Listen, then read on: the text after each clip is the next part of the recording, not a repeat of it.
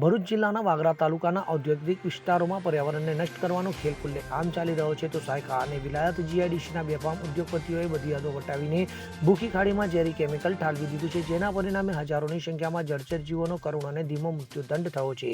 તો આ ઘટના માત્ર પ્રદૂષણનો કિસ્સો નથી, પણ તંત્રની બેદરકારી અને પર્યાવરણની સુરક્ષા પ્રત્યેની નિષ્ક્રિયતાનો જીવતો જાગતો પુરાવો છે।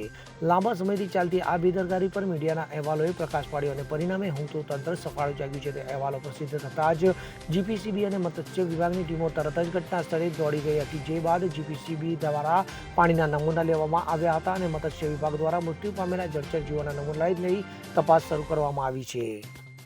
ત્યારે આ કાર્યવાહી દર્શાવે છે કે જ્યારે તંત્રને મીડિયાના દબાણનો સામનો કરવો પડે છે, ત્યારે તે પોતાની જવાબદારી નિભાવવા માટે આગળ આવે છે। તો આ ઝેરી પાણી માત્ર ખાડી પૂરતું સીમિત નથી રહ્યું, તે આસપાસના કોઠિયા ગામના ખેતરોમાં પ્રવેશી ગયું છે, જેનાથી ખેડૂતોની આજીવિકા પર સીધો ખતરો ઊભો થયો છે। તો ખેડૂતોના મનમાં ભય છે કે આ કેમિકલ તેમના ખેતરોની ફળદ્રુપતાને કાયમી ધોરણે નષ્ટ કરી નાખશે। તો આ ઘટનાએ ખેતી અને ખેડૂતોના ભવિષ્ય પર એક મોટો પ્રશ્નાર્થ ઊભો કર્યો છે। તો ભૂખી ખાડી જે એક સમયે જીવંત હતી, તે આજે મૃત્યુની નદી બની ગઈ છે। આટલા મોટા પાયે પ્રદૂષણ હોવા છતાં તંત્ર પહેલા કેમ સક્રિય ન થયું, તે એક ગંભીર સવાલ છે। તો શું પર્યાવરણના કાયદાઓ માત્ર કાગળ પર જ લખાયેલા છે અને તેનું પાલન કરાવવાની જવાબદારી કોઈની નથી? આ ઘટના સ્પષ્ટપણે સૂચવે છે કે તંત્ર જાણે કોઈ મોટી પર્યાવરણીય દુર્ઘટનાની રાહ જોઈતું હોય તેમ વર્તી રહ્યું છે। તો હવે જે તપાસનો ધમધમાટ ચાલી રહ્યો છે તે માત્ર દેખાડો ન બને અને તંત્ર ખરા અર્થમાં ઈમાનદારીપૂર્વક કાર્યવાહી કરે તે અત્યંત જરૂરી છે। તો આ ઘટના પર્યાવરણ અને માનવ જીવન બંને માટે ગંભીર ચેતવણી છે। તો તંત્રએ ફક્ત નમૂના લેવા અને વાલો તૈયાર કરવા પૂરતું સીમિત ન રહેતા જવાબદાર ઉદ્યોગો અને ઉદ્યોગકારો સામે કડકમાં કડક કાનૂની પગલાં ભરવા જોઈએ। જો કાયદાનો કોરડો ઝીકીને આવા બેદરકાર તત્વોને સજા નહીં કરવામાં આવે તો ભવિષ્યમાં આવી ઘટનાઓનું પુનરાવર્તન થતું રહેશે। ત્યારે આ સમગ્ર મામલામાં તંત્રની નિષ્ક્રિયતા સામે સ્થાનિક લોકોમાં ભારે રોષ જોવા મળી રહ્યો છે। તો યુવા કોંગ્રેસના નેતાઓએ સ્પષ્ટ શબ્દોમાં ચીમકી આપી છે કે જો જવાબદાર ઉદ્યોગપતિઓ સામે કડક કાર્યવાહી નહીં થાય તો તેઓ ખેડૂત અને અસરગ્રસ્ત નાગરિકો સાથે મળીને જન આંદોલન છેડશે। તો આંદોલનકારીઓ કંપનીને તાળાબંધી કરવાની પણ તૈયારી દર્શાવી છે। તો આ ઘટના માત્ર પર્યાવરણ પ્રદૂષણનો મુદ્દો નથી, પરંતુ કાયદાના પાલન અને તંત્રની જવાબદારીનો પણ પ્રશ્ન છે। જો તંત્ર તાત્કાલિક અને નક્કર પગલાં નહીં ભરે તો આ શાંત વાતાવરણમાં મોટો વિસ્ફોટ થવાના એંધાણ છે। ઇમ્તિયાઝ પટેલ, ભરૂચ જિલ્લા યુવા કોંગ્રેસ પ્રમુખ પદના ઉમેદવાર।